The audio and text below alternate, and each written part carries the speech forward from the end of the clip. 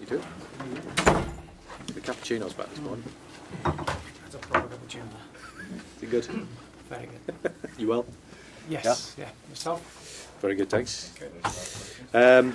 How is everybody in terms of coming back from international duty and what have you? Well, everyone, the last two to arrive, Christian Atsu and Mohamed Besic, and everyone has come back in a really good frame of mind. They all had really good experiences. Obviously, we had up to 12, 13 players going away on international, and you're always feeling that the players are a little bit out of your control, and you're hoping that they have good experiences and they come back strong and ready to participate with a real confident look about their play. And I think that's exactly what happened. The boys that they played for England, they had a real successful individual experience.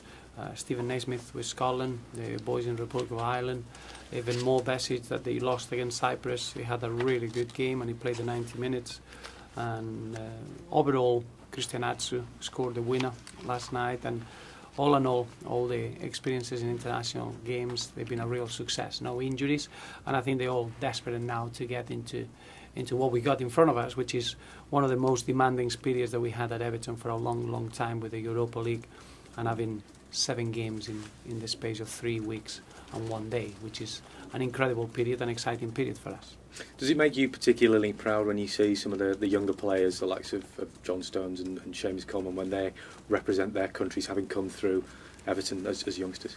Of course they do. Obviously, they are incredible ambassadors of our football club, and they represent a real example for our youngsters that they're already here, chasing that dream, wanted to play in the first team and representing the country. So obviously those stories are phenomenal examples for us. But it's been that sort of break at international level. Every player that is gone away with the national team, they had a big impact, they had a real good role, and we came through with no injuries, so really positive.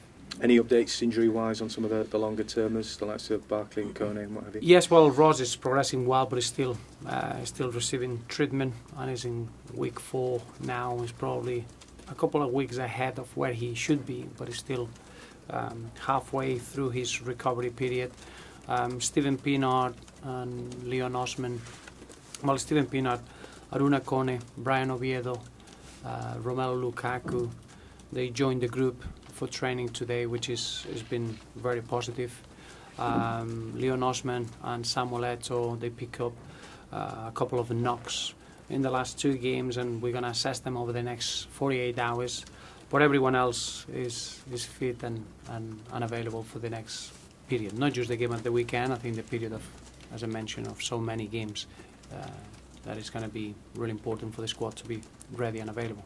In that sense, then, are you happy with everything you did in terms of the transfer window? Is your squad strong enough now to be able to cope with all that football coming up? Really happy in numbers, really happy in the quality that we have. I think the balance between the experience and the youth and that energy that you need to play 3 games a week, but then having enough experience around those legs to be able to be competitive in every game. I'm very excited about how we can compete in every single competition, how we can have that strong mentality that you need in this sort of period, something that is quite new for us, to be able to cope with different competitions, with a lot of traveling, with games, facing teams like Wolfsburg and Krasnodar, and then having to adapt to the Premier League demands, and being able to start in the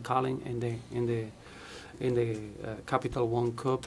So it's the demanding period that we've been working really hard for 12 months. So it's something that we want to embrace, it's something that we want to really enjoy, and we're going to find out a lot about ourselves, how strong and how far we've come. On deadline day itself, you were linked heavily with Tom Cleverley. We obviously saw him eventually going elsewhere. What happened there with that one as far as you were concerned? Well, you always get on the last day of the window, there is always opportunities that they arise, and we look into a couple of those, and one of the one you mentioned, obviously I would never be disrespectful of talking about a player that is not in our books, but that's the nature of the window. I felt that it was an opportunity for us maybe to add a player that he could it could bring something different. But at the end, it wasn't right. It didn't work out, and I was very pleased that this time round we had all the business done well ahead of the transfer deadline. So in that respect, I was quite happy. We tried to look into a couple of opportunities, but they never came off, and the reality is that probably they weren't the right ones for us. You've had a couple of weeks, obviously, with the break to sort of consider your opening few games and the start of the season, and particularly, obviously, the defeat against Chelsea a couple of weeks back. How do you look at how things have started, and how do you look at how you need to progress now? Well, I think we had a really good period in the start, because facing three teams like we did, very different, two teams that you could say that they are title challengers on Arsenal and Chelsea, a team like Leicester that they started the season with an incredible tempo and energy and belief, and you get that in a newly promoted side. And I thought we adapted to those different scenarios really, really well. Our attacking play has improved from where we were last season. I thought scoring the 2 goals that we had from open play against Chelsea shows how well we are developing into a really, really strong team going forward.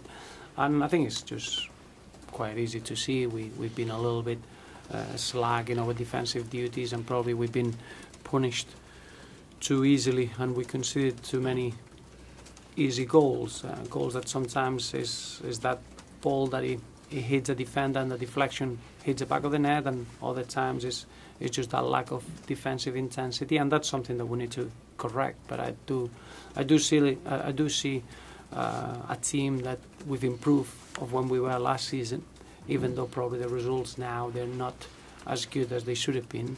Is where we need to affect the details, that you can affect the score lines with your performances. But the performance against Arsenal in the first half is as good as it gets. Overall, the performance going forward against Chelsea was impressive, even though defensively there is margin for improvement. And the performance against Leicester in a game that we should have got the 3 points, probably we got heavily punished by dropping 2 points. But all in all, I'm really excited with the potential that we've shown already in these 3 games, where we've got challenge in different ways. West Brom, of course, this time around, and up against an old friend, but no favours, I'm sure, as well. No, obviously it's a really important game for both teams. As you can imagine, Alan Irvine is a football gentleman and someone that we know really well. He did a really good job in the different roles that he had over the years, and we got huge admiration and huge respect towards him, and we wish him well. But obviously on Saturday we got a really important game for both teams, because we both started in a similar manner in terms of the points earned so far. So you can imagine that it's going to be a really important game for both sides, and obviously the wishes that we have towards Alan and the thoughts that we had towards Alan, they'll have to start on Sunday. Just finally from me, if I recall correctly, you're not a lover of technology being brought into football, but Sepp Blatter has been talking this week about the possibility of having video replays, or trialling the idea of video replays. What are your thoughts on that? I always felt quite, maybe I'm a footballing romantic in that respect. I do feel that football is a sport that you play with your feet. There are errors, is how you adapt to those, and I think that error from the referee's decision is part of the game. One thing is trying to help referees in decisions that they have to guess, like the goal line technology. I thought it was a real massive improvement and a real help for the referees. But then once we're trying to bring video replays and video analysis, I think it takes the nature of judging decisions on the pitch from a referee. I do think that when you watch something on the cool environment of a TV replay, is completely different than the perception that the referee gets on the football pitch. And I think we should help the referees to be as good as they can, and obviously the work that they're doing in their association to make sure that their decisions are as good as they can be. But I would like to give the referee a big role and not relying on having to stop every single action and having to check it on a video replay. I'm not up for that. I don't think that goes along with football. We don't play with our hands. The sport of football has a margin of error. There is a game of mistakes, and I would accept that that's part of judging decisions, and the referee should be supported. But I think what football is part of that decision from the referee being very, very important in what happens in a football game. Gracias, amigo. Roberto, how do you assess the start to life that West Brom have made under Alan? Well, I think is a team that they've got a lot of new signings. I don't think you can make a judgment after 3 games. I think West Brom they will find the way of their best lineup and the best way of playing in the next 10-15 games. I think it's going to take that long, really. You're talking about new players coming in, new fullbacks, new strikers, obviously, with Victor and Ichibi, and now Brown, Idea Brown is different, completely different way of how to attack. I think it'll take time to see these players settle in, but it's a team that they're well organised, as you would expect from Alan's team. They're a team that they want to keep the ball and they want to control the tempo of the game as well. And I think it's going to take time to see the best partnerships on the pitch. But I do think that this squad of West Brom could have a very good season. You obviously know Alan very well from working here with him. What sort of potential do you think he has this season to make a real go of it at West Brom? Well, as I say, I think as a manager, the biggest test that you have is trying to create a team with a lot of new signings. That probably is the hardest aspect that Alan is going to have. But I know Alan really well. He's meticulous with his work and his preparation. He's gonna put a lot of work to try to get a team that is very difficult to break down, and in the same way a team that has got a real clarity of how they want to get on the ball and how they want to attack and how they want to create those attacking patterns. I think Alan will bring a really strong line-up and a really strong way of playing, but it's going to take a bit of time with the new signings coming in. Obviously it was a different manager last season, but how do you reflect on the 2 draws that you had with West Brom? Completely different. As you mentioned, 2 different managers. We were very... It was when we faced them the first time was really early in the season. I thought we did everything but scoring that goal that we needed. We were in that transitional period as well. The performance down at the later in the campaign, we got ourselves ahead, and West Brom played really well in the second half. Again, a team that it was the first game of the new manager Pepe Mel arriving at West Brom, and there were 2 performances that I felt we did much better than the 2 draws that the scorelines reflected. But when you go to the Hawthorns, you know you're gonna have a very competitive side. You're gonna have a team that is really difficult to break down, and now they got a really good mixture of good experienced players that they've been there for a long time, but then real good young talent, as we've seen, and that mixture, when it click together, it can be a very, very difficult team to play against. You alluded to it before about being disappointed with the nature of some of the goals you've conceded so far. Has it surprised you the way that your defending's gone? Because usually it's such a strength of Everton's play. Well, it has been a surprise, because that's we haven't lost any personnel, any players of that back 5, if you want, from the goalkeeper and the back 4. We've got an incredible experience, more than 1,100 Premier League appearances between them, and that's quite a feat. We had 15 clean sheets last season. We've been very strong in the way we defend as a team, and it's been one of those situations that everything could have gone wrong in our box. It has gone wrong, but in the same way, we can't wait to get back the standards that we have defensively and make sure that we start producing these plays that will allow us to show all the good work that we're doing on the ball, and going forward it should be reflected in the scoreline. So we're quite aware of what we have to improve, but the margins are very, very small, and we're quite aware of that. It's not a need of a drastic change or a drastic revolution. It's more of being aware, having a real focus, and maybe increasing that defensive intensity that you need at specific moments. But because maybe we got a little bit relaxed, we knew we were so good in that area that probably would relax a little bit, and we got punished, and that's something that we need to put extra emphasis and get it back to our level. You weren't tempted then to dip into the market late to strengthen the defence? No. That was never the case. It's the opposite. We got very good options, and the players are ready to perform now, and we're going to see that. We got 7 games, as I said, in a short period of time. Everyone is going to be needed. You're looking at Phil Jagielka and Silvan Distan, the experience and the know-how that they have, and Antolin Alcaraz and John Stones. They are 4 centre halves that I wouldn't be happier to get anyone else. They are the best for the positions, and all we need to get is get them back to enjoy their football, having a good moment of form, and get that confidence back that you need. Thank you.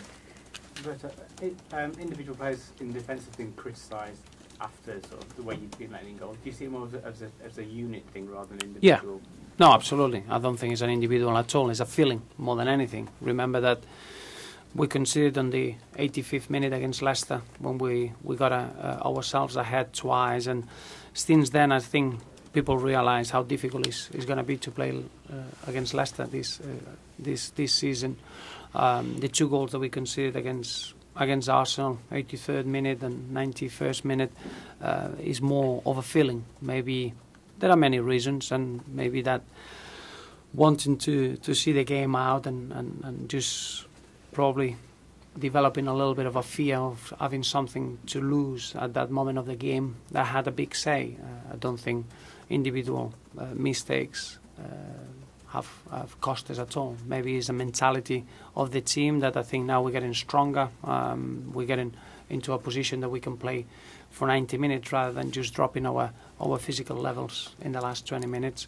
And we're well aware of what we have to improve and how we have to improve it. And the period that we got ahead will be great to see how well we can do it in that department. You mentioned how much experience you have at centre half. When does age start becoming more of a factor than experience in that position? No, age is never a problem. Experience is always a real positive. When you got a player that for a reason cannot reach the level that is required, then it's not down to the age. Every player has different time and a different age that the legs are starting to go, the energy levels are starting to go. That's not the case with any of our players at all. We're all human beings, and we were all desperate in those games that we had to do well and to win games. And I do feel for one reason or another, sometimes we left ourselves a little bit exposed, and we got punished with the amount of goals that we conceded. But it's not down to individual mistakes. It's not down to players not being able to reach that level. It's a bit of a combination of aspects that happen in a team, and now is the time to make sure that we address them and we get really back to the levels that we know that we have defensively. Just very quickly, say Kone's back in training. Yes. Have you got a date when you think he'll be available? Well, Aruna has played a behind closed doors game this week, and obviously the reaction was very, very good. He played up to 55 minutes, and that was a real positive. Exactly the same for Brian Oviedo. Both players now, they are on the way back, and it's just making sure that we assess them day by day. It's impossible to give a date, but I don't think they are too far away. Once you see the players being able to be in those sort of competitive situations and playing 11 aside, you can see that it's just a matter of the match fitness rather than the individual fitness. So it's very, very close. Roberto, can I just check what the injuries are with Leon Osman and Sami Weta? Well, Leon had a knock in his calf in this game that we had behind closed doors. So it's just he missed training yesterday, and we're going to assess him today. Samuel Eto'o, he got a little knock in the game against Chelsea at the moment that he scored, and we've been a bit cautious with it, and we're going to assess him over today and tomorrow to see if he can make the squad on Saturday. But it's not going to be a real problem. If he cannot make this squad, he should be able to be available for next week. Where's the knock with Samuel? Just in his groin. Roberto, just on Aidan McGee's performance at the weekend, is Keith managing him just getting that on a regular basis?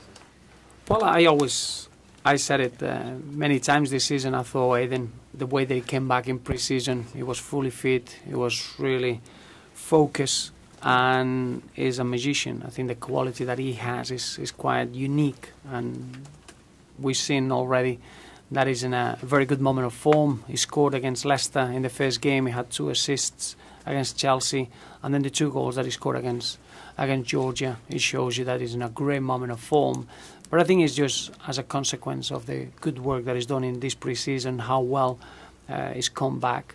And I said it before. I know that we're going to see the best Aidan McGeady this season, and probably it's going to be the best season in his career in the British game. So it's really, really exciting. Thank you.